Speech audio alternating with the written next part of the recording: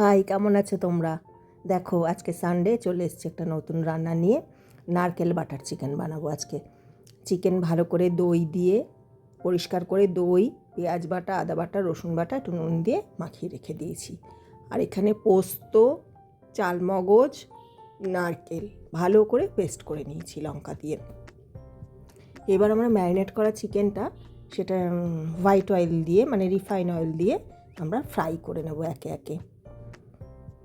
আর নারকেল, পোস্ত, চালমগজ যেটা বেটেছি তার মধ্যে আস্ত গরম মশলা, দারচিনি, এলাচ, লবঙ্গ, একটু তার মধ্যে জয়িত্রী, জায়ফল দিয়ে দিয়েছি, দিয়ে ওটা পেস্ট করে নিয়েছি। এবার ভালো করে এগুলোকে ফ্রাই করে নিয়ে তুলে নেবো। এটা কিন্তু খেতে দারুণ হয়, তোমরা কিন্তু অবশ্যই বানিয়ে পোলাওয়ের সাথে খেতে পারো, রুটির সাথেও খেতে পারো, খুব ভালো লাগবে খেতে। শুধু ভাত দিয়েও খেতে পারো, যেরকমভাবে ইচ্ছা তোমরা এটা খেতেই পারো। তো দেখো, এক এক ভেজে নিলাম।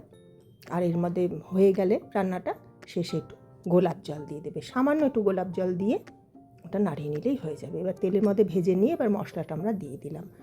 আর যেটুকু আদা রসুন পেঁয়াজ বাটা রয়েছে, মাংস ম্যারিনেট করার সেই মশলাটাও এর সাথে আমরা দিয়ে দেবো। আর দিয়ে কাশ্মীরি লঙ্কার গুঁড়ো একটু দেবো, আমরা হলুদ দেবো না। আর বেশ পরিমাণে একটু বাটার দিয়ে দিলাম, বড় চামচের 2 চামচ বাটার এর মধ্যে যাবে। এবার ভালো করে এটাকে কষাতে হবে, একটু একটু করে কষিয়ে ভালো করে যখন তেল ছেড়ে আসবে, আর একটু আন্দাজ মতো একটু মিষ্টি দিয়ে দেবো। যে যেরকম মিষ্টি খেতে ভালোবাসো সেরকমই দেবে, মিষ্টিটা যার যার পছন্দ মতো। এবার দিয়ে ভাজা চিকেনগুলো তার মধ্যে দিয়ে দেবো। তেল ছেড়ে যখন আসবে তারপর ঢাকা দিয়ে দিয়ে আস্তে আস্তে মাংসটাকে কষিয়ে নেব আমরা। কষিয়ে নিয়ে দেখো তেল ছেড়ে ছেড়ে এসছে।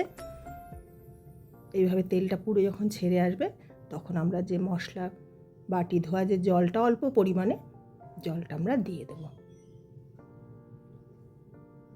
দেখো কষানোটা হয়েই গেছে দেখে মনে হচ্ছে।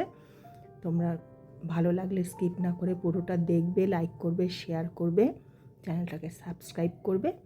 মশলার এই যে বাটি ধোয়া জলটা আমরা দিয়ে দিলাম, দিয়ে এবার একটু ঢাকা দিয়ে সামান্য সময় একটু ফুটবে, 5 মিনিট মতো। তারপরে নামিয়ে নিলেই, যে যেরকম গ্রেভি রাখবে রেখে এটাকে নামিয়ে নেবে, নামিয়ে নিলেই রেডি। দেখো, আজকের মতো টাটা। সবাই ভালো থাকবে, এরকম করে বানিয়ে অবশ্যই খাবে।